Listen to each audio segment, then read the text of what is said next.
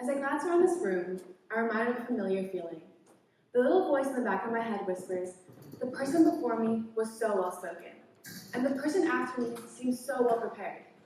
In the dance studio, it's her leg is so much higher, and he can turn forever. On the rugby pitch, she's much faster, she's a better tackler, and at school, the refrain is, they're just so much smarter. I'm willing to bet many of you felt that same way. That inner critic whispering words of comparison, making you feel small, weak, and frankly irrelevant. For my solving for why, I ask, why do we behave that way? Why do we feel the need to compare ourselves? And most importantly, does it have to be that way? Despite what that voice has told you for your whole life, I don't think it does. Today, I'll unpack social comparison through the lens of psychology, and most importantly, explore how we can move forward without letting it define us. But to begin, what is social comparison? According to renowned psychologists, social comparison refers to behavior we compare aspects of ourselves to others. He says that it derives from the innate human need for self-understanding in order to survive. This need dates back to the beginning of human existence. Imagine how important it would be to understand how fast you are in order to outrun your predators, or whether you're better suited for hiding. How would you know if you couldn't compare yourselves to others? While such extreme consequences are less relevant in today's society, we can still think of ways that social comparison is fundamental to modern life. How would you know if your stance on climate change is well informed if you couldn't compare to others?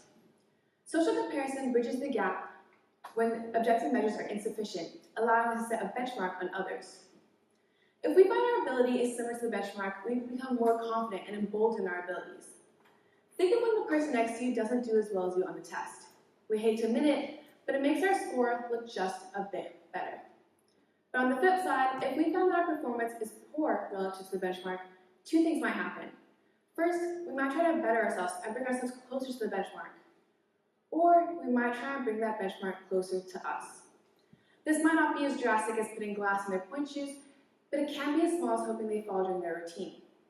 Social comparison doesn't just cause the discomfort of yourself, but causes the discomfort of those around you, and moreover, causes the corruption of your persons. But more often than not, we're left with a depleted effect, and all of our achievements undermined. Social comparison can lead to problems in your motivation, self-esteem, and can even lead to depression, as proved by various studies. It leaves us with the notion that no matter what we do, it's not good enough so long as someone else is doing better. And there are 8 billion people on this world. Chances are, someone's doing better. As many of you might have guessed, the biggest driver of social comparison in our modern world is social media. It's common to find yourself scrolling through your feed, comparing your achievements, appearances, and successes to curated profiles of those online. Social media presents you an idealized version of people's lives, making everyone else seem, well, better than you. This phenomenon isn't just anecdotal. Research supports it. A study by Ahlia et al. Found that social comparison can cause a low self-esteem. It can even be linked directly to depression, as Feinstein et al. Found that it caused depressive symptoms. Social media's impact on our well-being is profound, as it creates a culture of comparison, where users frequently compare themselves unfavorably to others. Social media algorithms only amplify this by prioritizing content that generates engagement, often highlighting successes and achievements whilst completely disregarding reality. This creates a vicious cycle, where users frequently compare themselves to others while simultaneously presenting their best selves to be compared, all in the quest for validation and likes. So I urge you to give yourself a break and take yourself out of the cycle. I'm not saying delete social media. I know I won't. But give yourself a break. Give yourself time away from the app and give yourself time to appreciate what you have. Whilst Leon Festinger argued that social comparison is vital for our survival, I argue there's a better way to live our lives. Gratitude. Adopting an attitude of gratitude would mean to consciously make a habit of expressing appreciation for the good things in your life. It involves focusing on what you have instead of dwelling on what you lack.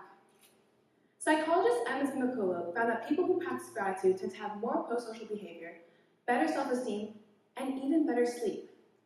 So how do we practice gratitude? Emmons and McCullough said that every night you should write down 5 things that you're grateful for. I urge you to try it, even now. Think of just one thing you're grateful for. It's important not to worry if it's big or small, as long as it's there, and I promise you, it will be. Practicing gratitude allows you to better combat social comparison and increase your overall well-being. While it might seem abstract to implement, the key is to decouple your self-worth from others. The more distance you can create between your self-identity and others' achievements, the healthier it is. You're not competing against anyone else, you're competing against yourself. The people you compare yourself to will come and go, but you remain constant. Focus on yourself and your own growth. By adopting an attitude of gratitude and decoupling your self-worth from others, you may not worry if the person before you is more well-spoken, or if the person after you seems more well-prepared. Instead, you can be proud of getting up on stage under the bright lights and nervous jitters and presenting to your audience. While I ask you to focus more on gratitude over social comparison, it's important to note that social comparison still has its benefits. Some people use it to better themselves and attain higher goals.